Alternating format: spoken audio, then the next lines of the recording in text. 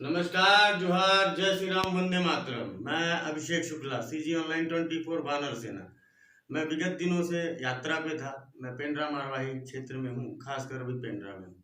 मेरे साथ हैं हमारे जिले के एक मिनट भी, आपका नाम क्या है? हर्षा बरिया जी। पद क्या है अभी आपका?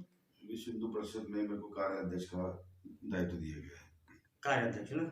हमारे साथ है हर्षा बरिया जी, विश्व हिंदू परिषद में कार्याध्यक्ष नहीं। मेरे साथ है हर्ष छाबरिया जी, विश्व हिंदू परिषद के कार्याध्यक्ष जी। आइए हम उनसे चर्चा करते हैं और जानेंगे क्षेत्र के विषय में, और खासकर यहाँ क्या सनातन का वातावरण, क्या अलौकिक क्या चीजें निर्मित होती हैं और क्या कार्य कर रहे हैं विश्व हिंदू परिषद में भी, इनके जो दायित्व मिला है इनके दायित्वों के बारे में भी हम पूछना चाहेंगे। नमस्कार, स्वागत। नमस्कार, जय श्री राम। सबसे पहले आप परिचय देंगे अपना कि आपको क्या दायित्व दिया गया विश्व हिंदू परिषद में?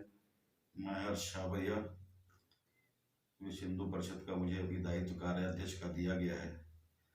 और विश्व हिंदू परिषद का कार्याध्यक्ष का दायित्व दिया गया है मतलब क्या कहते हैं, मुझे सनातन के लिए, पर्यावरण के लिए, सनातन की रक्षा करने के लिए जो मुझे जिम्मा दिया गया है, बस उसी दायित्व में हूँ और इसका निर्वहन मुझे करना है।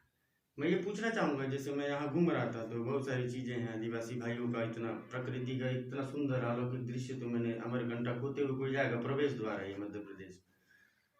तो प्रकृति के साथ साथ ये जो सनातन है उसमें कुछ धर्म विरोधी चीज़ें हवाएं घुस गई, तो उनके लिए आपकी क्या कार्य योजना है कि आप क्या अपने दायित्व में जो प्राप्त किए उसके बाद आप क्या करेंगे?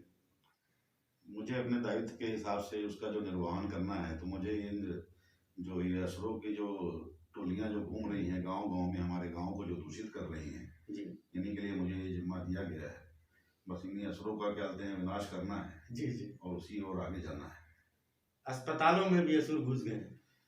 हाँ, अस्पतालों में भी क्या कहते हैं, ये मेडिकल के जरिए उन्हें क्या बोलते हैं, ये दवाइयाँ खिला के और अपने गुरुओं का जो क्या कहते हैं ज्ञान बांट रहे हैं और उन्हें जो दिग्भ्रमित कर रहे हैं। जी जी।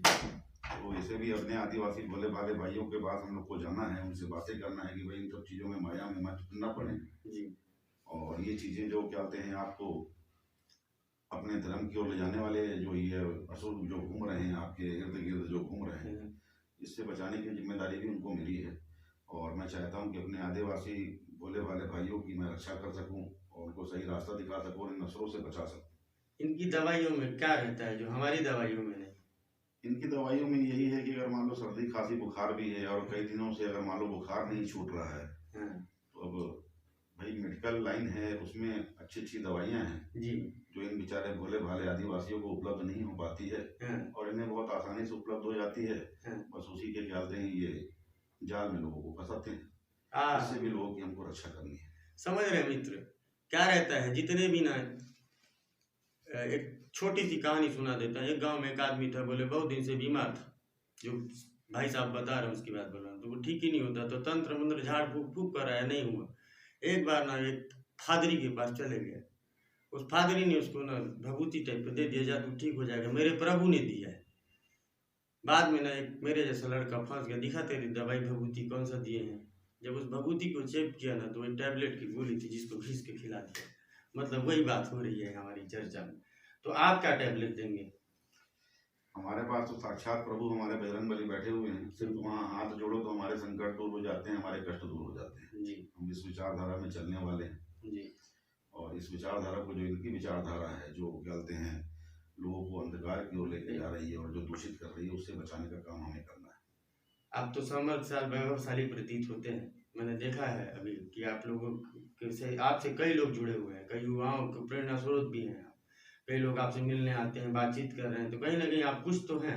मतलब जब हाँ हस्ती है वहीं बस्ती बसती है। तो मैं चाहता हूँ कि आप इतने सामर्थ्यवान हैं, तो कि अपने सामर्थ्य और क्षमता, खासकर धन वैभव इन भोले भाले आदिवासी भाई कभी आपके पास आए तो आप क्या करना चाहेंगे उनके साथ? यथाशक्ति तथा भक्ति, बिल्कुल मैं सदैव खड़ा रहता हूँ।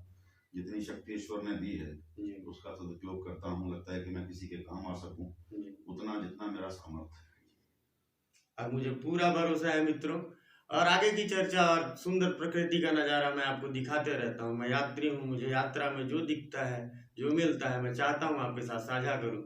भाई साहब मिले, मुझे अच्छा लगा, प्रेम दिए, यह आपका ही प्रेम है, आपका ही आशीर्वाद है।